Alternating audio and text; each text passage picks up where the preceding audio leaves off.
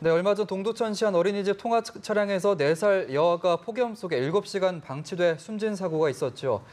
경찰이 해당 어린이집 원장과 교사, 운전기사를 불러 조사했는데 모두 어처구니 없는 변명을 늘어놓거나 책임 돌리기에 급급한 모습이었던 것으로 알려졌습니다. 네, 이런 가운데 어린이집에서 아이들을 때리고 밀치고 방치했다는 소식들이 이렇게 연이어 발생하면서 학부모들의 불안감은 더욱 커지고 있는 상황인데요.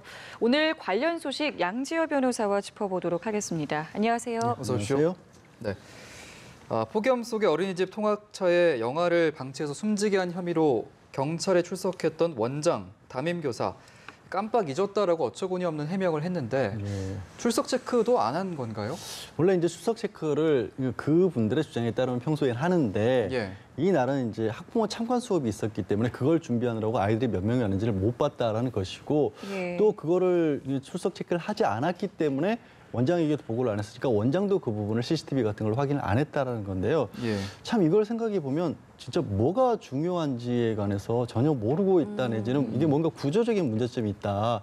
다들 굉장히 안타까워하고 있는데 이런 사고가 사실은 어느 정도는 뭐 일어날 수도 있었던 그런 상황이었다는 걸 짐작하게 해주는 거죠. 그러니까 학부모들에게 겉으로 보여주는 것이 더 중요했고 아이들이 정말로 구체적으로 어떤 아이가 왔느냐 안 왔느냐가 7시간 동안 체크가 안 됐었다는 거 아니겠습니까? 그러면 사실은 어디에 더 평소에 더 중점을 뒀었어야 되느냐. 그 부분이 이 변명 아닌 변명에서도 사실은 드러나고 있지 않은가 싶습니다. 인솔교사의 진술 역시 답답하기는 마찬가지인데요. 당시에 차량 안에서 아이들이 다투는 거를 이제 말리느라 깜빡 잊었다라고 진술을 했습니다. 이제 갓 또 2주차 정도밖에 되지 않았다고 합니다. 어쩌면 전문성이 부족할 수도 있고 그런 얘기도 생각이 충분히 들 수 있습니다만 이런 거죠. 그렇다 하더라도 과연 이게 업무 인수 인계라는 게 제대로 이루어졌을까? 2주 출이 이제 출근은 2주가 됐다고 한다면 그리고 우리가 보통 이렇게 뭐 주변에서 어린이집 차량이라든가 학원 차량 같은 거 아이들이 우르르 내리고 그럴 때도 실제로 굉장히 요란스럽게 내리는 경우들은 왕왕 봐요. 근데 그런 일은 갑작스러운 일이 아니란 거죠. 늘 그런 상황이라는 거죠. 그럼 늘 그런 상황인데 그렇게 벌어졌다. 그것 때문에 그거를 차치를 못했다.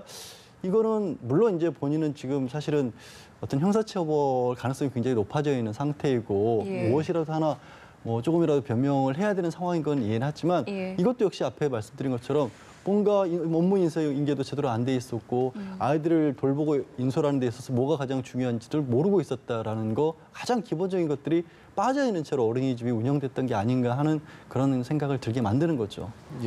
운전기사 쪽 얘기도 들어보면 지금까지 한 번도 뒤를 돌아보지 않았고 평소대로 했다. 그 문제는 인솔교사가 해야 될 일이다라고 책임을 떠넘겼거든요. 근데 그 부분 역시도 마찬가지로 보여요. 게다가 이제 현재 도로교통법은 사실은 안전관리 의무는 운전자하고 원장 측에 있거든요. 그러니까 운전자 같은 경우 직접적인 책임이 법적으로도 주어져 있습니다. 이게 물론 이 운전기사 역시도 마찬가지로 경험도 굉장히 짧고 얼마만큼 중요한 그런 사항인지를 인식하지 못했다는 부분은 뭐 있을 수 있으나 역시나 법적으로 주어진 책임을 이행하지 않았다는 측면에서 어떤 형사처벌 가능성이 다른 누구보다도 사실은 높아요.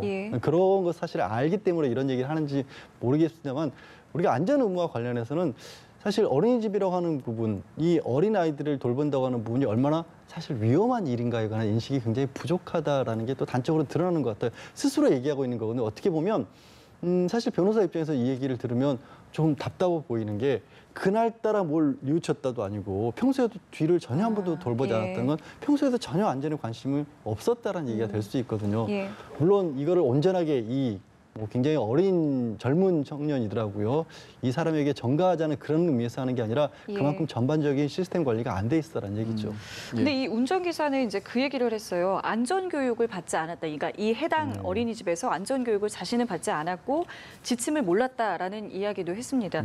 아까 도로교통법상에 대한 이야기를 해주셨습니다만 이 안전교육을 운전기사는 받는 부분에 대해서 지금 어떻게 되어 있나요? 안전교육을 왜 전 직장에서 받았다는 얘기를 하냐면 도로교통법상 직접적으로 인솔자, 아이들의 안전에 대해서는 운전자가 책임을 져야 한다. 주의 의무가 있다라고 규정에 나와 있고 사실은 그 부분이 좀 부족하다 그래서 인솔교사도 그 책임을 져라라고 법을 좀 바꾸자는 움직임까지 있었었거든요. 이미 운전자는 사실은 이 안전 의무가 주어져 있는 상황입니다. 그렇기 때문에 전 직장에서도 안전교육을 받았다는 거고 제가 답답하다는 게 그러면 같은 어린이집인데 전에 어린이집에서는 안전교육을 받았다라면 바뀐 어린이집에도 나에게는 이런 의무가 있다라는 것을 사실은 인지를 했었어야 되는데 네. 왜 이 부분을 몰랐을까? 단순히 모른 게 아니라 그게 하나의 목숨을 잃는 일까지 이어졌다는 게 참 안타깝고 답답합니다. 예, 참 답답한 상황이네요.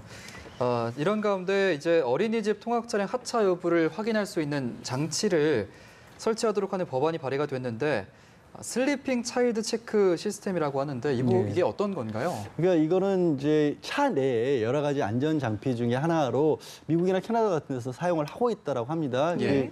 이 뒤에 맨 뒤쪽에 배를 설치를 해서 운전자가 뒤쪽까지 가면서 아이들이 있는 점지를 보고 그다음에 그 배를 눌러야 시동을 끌 수 있도록 하는 안전장치인데 예. 저는 굉장히 좋은 취지라고 봅니다. 근데 관련 법안들도 사실 이전에도 뭐 여러 번 상정이 된 적이 있었고요. 예. 또 한 가지 생각해 볼 수 있는 거는 이번에 사고가 난 버스도 9인승 그러니까 이른바 미니버스 승합차로 가는 거잖아요. 예. 미국, 캐나다 등지에서 사용하고 있는 버스들은 우리 스쿨버스라고 하는 것 영화나 드라마 같은 데 보면 기사도 걸어 다닐 수 있게 그런 구조죠. 예. 근데 잘 생각해 보시면 뭐 학원버스도 그렇고 우리는 그런 버스도 있지만 9인승 작은 버스 같은 경우는 뒤쪽으로 걸어갈 수 있는 구조가 아니에요. 예. 그렇군요. 그렇잖아요. 그럼 예. 그런 차량에 대해서는 슬리핑 배를 차일드 배를 단다고 해서 그게 충분히 될 수 있을까? 그러니까 법안 상정된 건 저는 좋습니다. 그런데 확실한 실효성 있는 부분들 그리고 우리나라 현실에 맞는 부분도 고려를 해서 조금 더 자세하게 구체적으로 좀 만들었으면 좋겠다.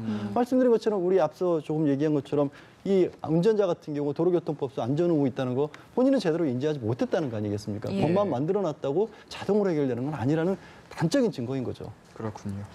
지금 미국과 캐나다 같은 경우는 이미 도입됐다고 말씀해 주셨는데 그렇다면 우리나라에 이제 법안이 제대로 정착이 되려면 구체적으로 좀 어떻게 좀 방향을 잡아나가면 될까요? 지금 일부 지역, 광주 전남 지역 같은 경우에 한 2년 전에 비슷한 사건이 그때도 있었어요. 그 아이 같은 경우에는 의식불명 상태로 아직까지도 깨어나지 못하고 있다고 하거든요. 예. 비슷한 일을 겪은 나머지. 그래서 그 지역적으로 자체적으로 도입하고 있는데 법에 따라 강제된 건 아니고요.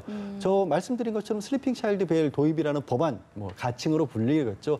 그런 법안을 빨리 만드는 것은 중요하지만 그거를 만들 때 단순히 선진국은 이렇게 한다더라 이런 정도에서 그치지 말고 우리 도로 과정, 우리 어린이집 사정에 맞는 것까지 좀 꼼꼼하게 따져서 예. 보다 정확하고 섬세하게 좀 만들어줬으면 하는 바람인 거죠. 예.